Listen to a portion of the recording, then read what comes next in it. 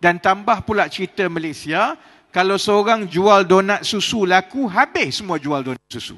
Masalah utama kita ialah 97% perniagaan kita ialah perniagaan kecil dan sederhana, tetapi mereka tak boleh skalakan perniagaan mereka ke peringkat yang lebih besar. Kalau dia mula perniagaan 10 tahun dulu, dia ada pekerja 5 orang, dia goreng kopi kawa, lepas tu dia packkan, dia jual. Lepas 10 tahun, itulah yang dia buat. Jadi bila kita tak boleh skalakan, lama-lama tekanan kos itu jadi masalah lah. Kerana gaji orang makin naik tiap-tiap tahun, kos makin naik tiap-tiap tahun.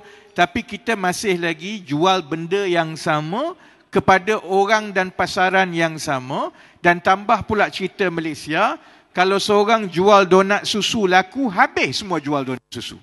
Kan? Jadi itu masalah PKS di Malaysia, yang mana satu tumpuan dalam RMK 13 ialah mencari jalan macam mana nak menskalakan perusahaan kecil dan sederhana supaya dia boleh naik dan naik ke rantaian yang lebih tinggi.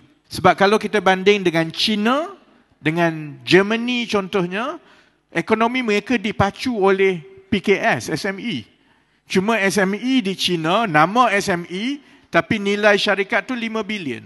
Beza dia dengan kita punya, kan?